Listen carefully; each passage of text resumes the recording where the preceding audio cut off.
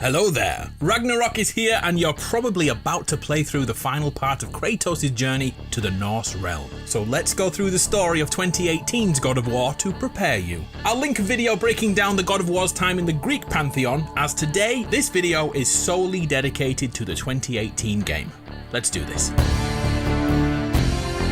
Years have passed since we last saw the Spartan warrior Kratos, who now lives the life of a mortal man in Midgard, with his wife Faye and son Atreus. We never actually meet Faye as she has died recently, and Kratos is tasked with finding trees for her funeral pyre. Faye marked the trees she wanted for her final farewell, and with that comes her final request. She wishes for her ashes to be scattered at the highest point in the land. As her embers cool, an unexpected visitor arrives, a stranger wanting answers in the name of Odin. Long story short, an epic battle breaks out and Kratos is victorious. The stranger is banished.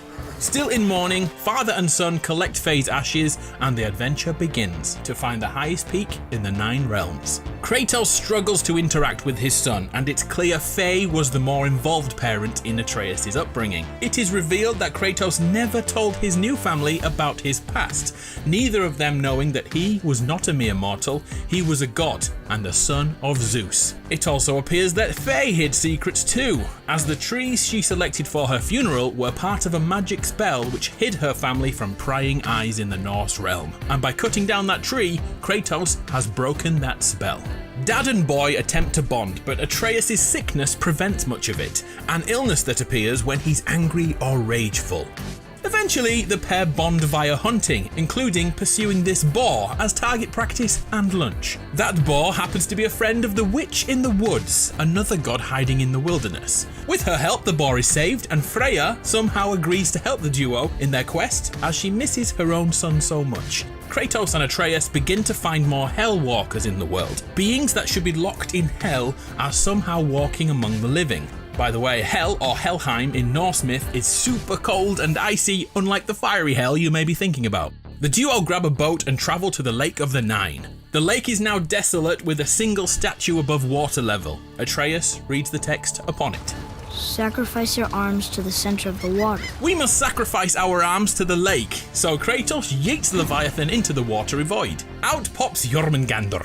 I'll stick to saying it in my own accent. Jormungandr is the world serpent, so big he can wrap around the entire world and eat his own tail, if he so chooses. There's a prophecy in this land that Thor and Jormungandr are destined to kill each other when Ragnarök begins. I'm looking forward to that. The lake's water level has lowered now since the world serpent has moved, and Dad and boy continue adventuring. By this time we have met 2 dwarf blacksmiths, Sindri and Brock, who are responsible for creating the Leviathan axe we wield. Each continue to upgrade it for Kratos in honor of its true owner, Faye, who gave the axe to Kratos. The dwarfs currently hate each other and pop up throughout the whole game thanks to dwarven magic that can render them invisible to everyone.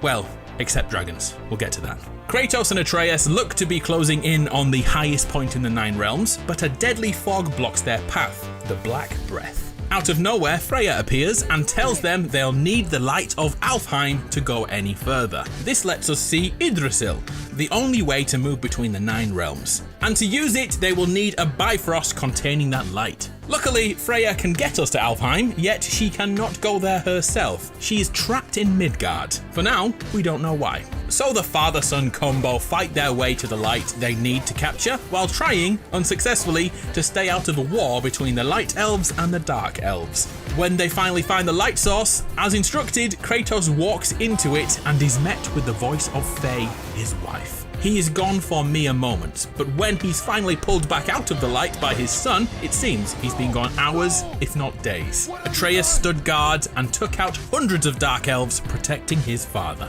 It's time to go back to Yggdrasil, and accidentally Kratos lets the Light Elves back in control of the Alfheim light. It'll be okay, won't it? The leader of the Dark Elves attacks our heroes and doesn't stand a chance. His final words are ominous.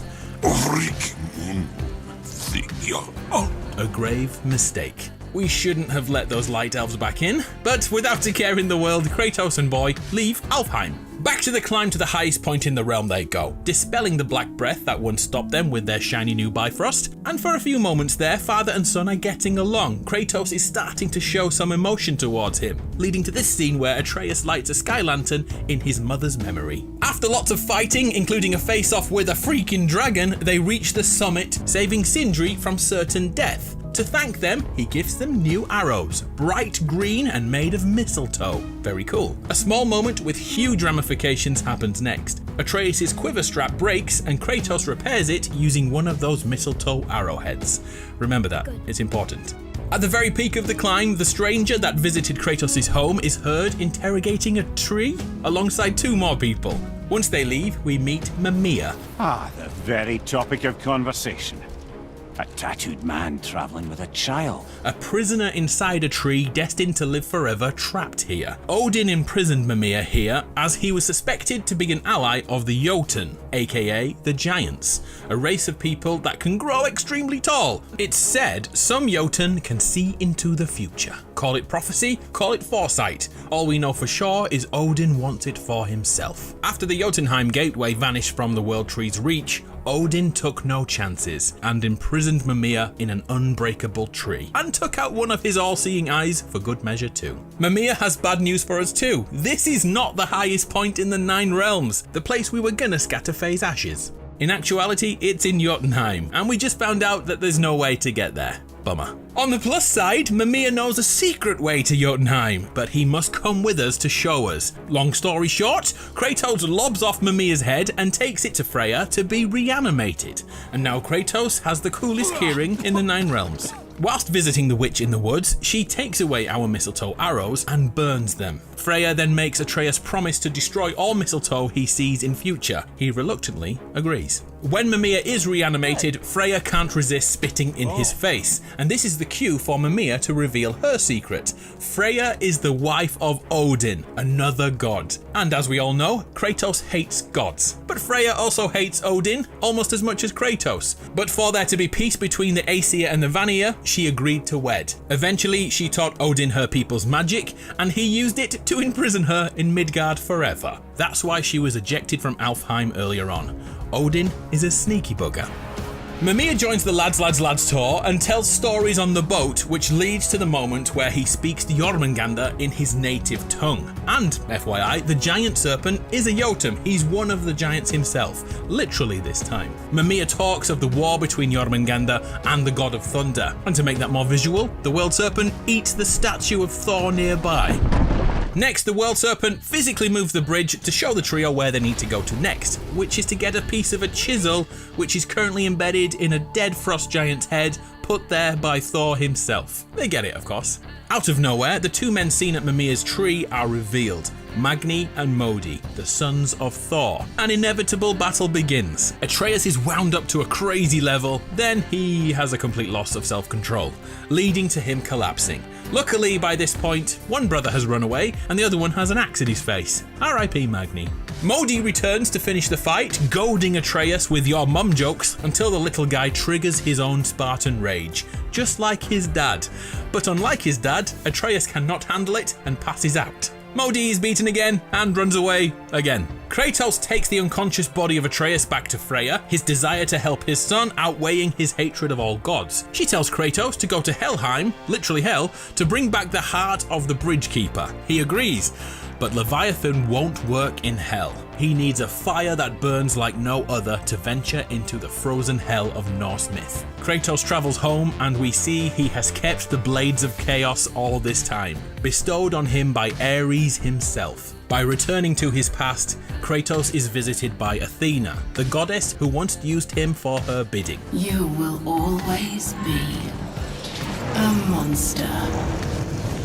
Athena cannot stop Kratos. I know. He must save his son and travels to Helheim. Kratos defeats all that stand in his way and attempts to escape Helheim as quickly as possible, as visions of his life are constantly forced upon him, a form of torture down here. Kratos sees the father he once killed.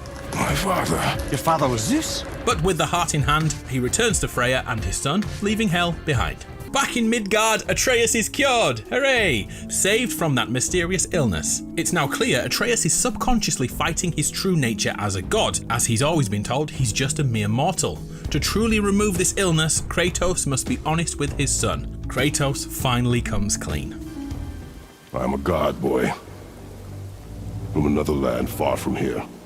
When I came to these shores, I chose to live as a man. But the truth is, I was born a god.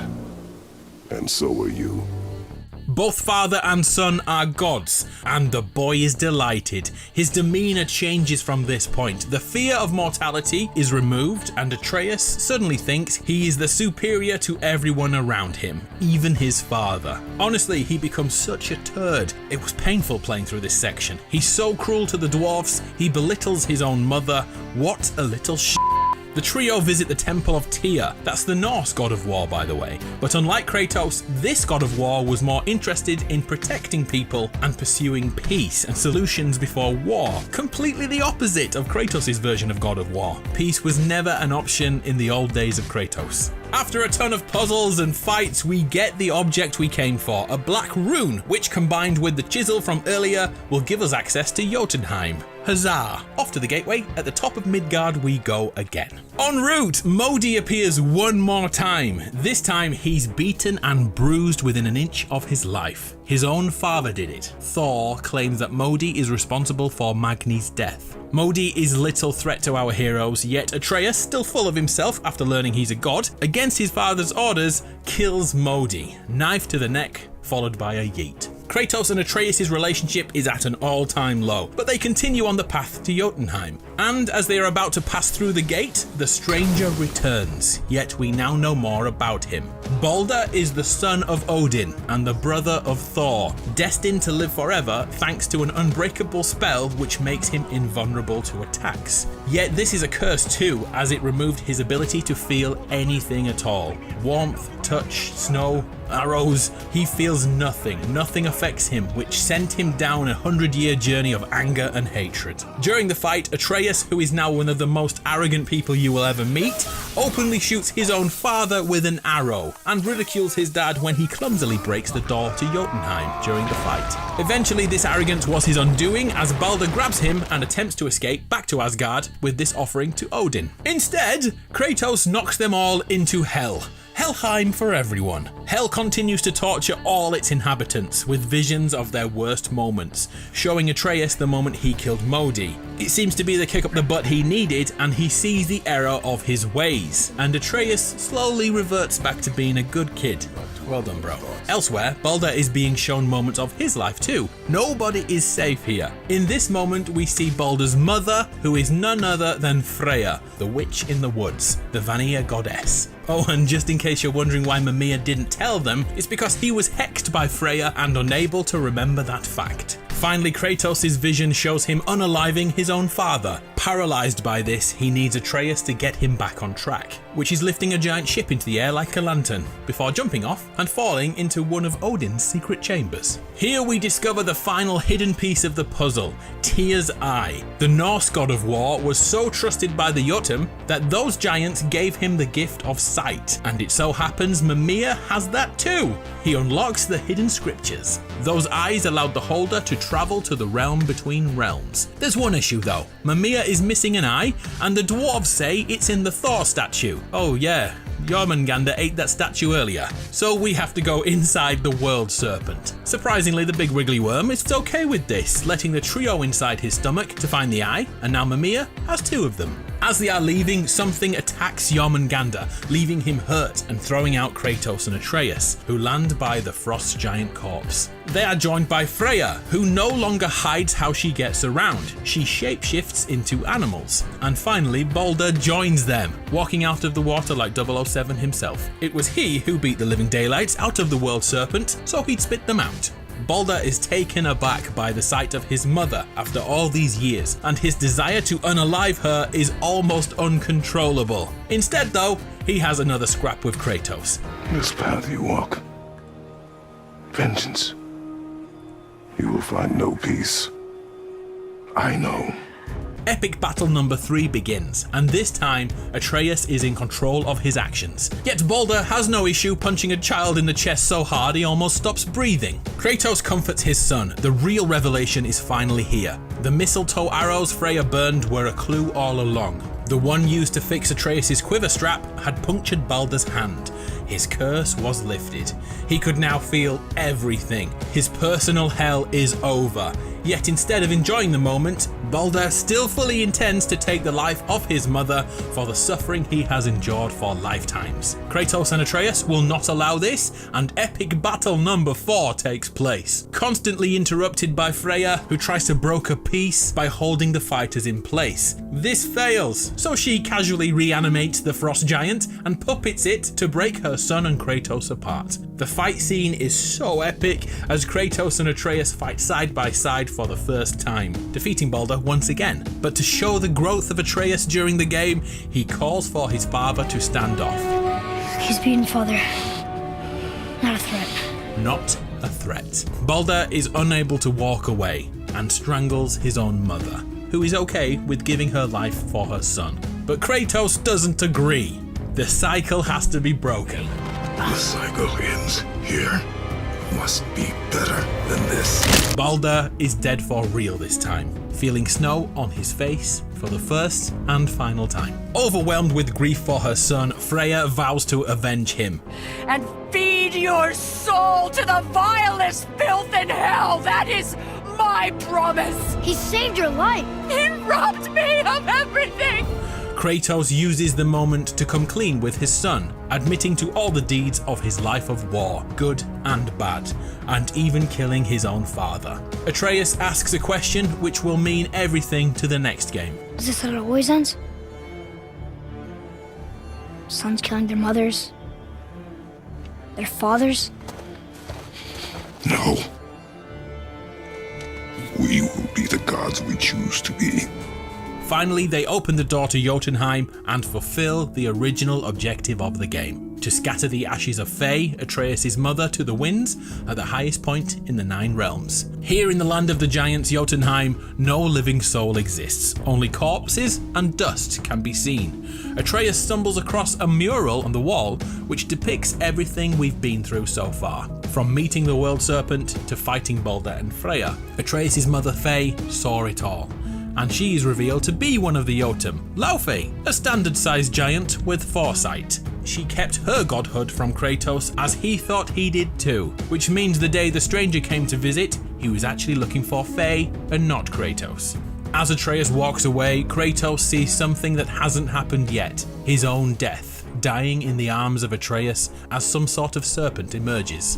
Kratos and Atreus fulfill their vow, and Faye's ashes are scattered to the wind. Kratos has finally let go of his binds as his son now knows all his secrets. He doesn't need to hide anymore. But wait, there is another bombshell. Atreus finds out he was named after a Spartan warrior Kratos admired. Yet Faye had another name for him. Atreus is known to the giants as Loki. The giants called me... Loki? The trickster god from myth. The two finally go home for some well-deserved rest and relaxation, yet Atreus, or should I say Loki, has another vision.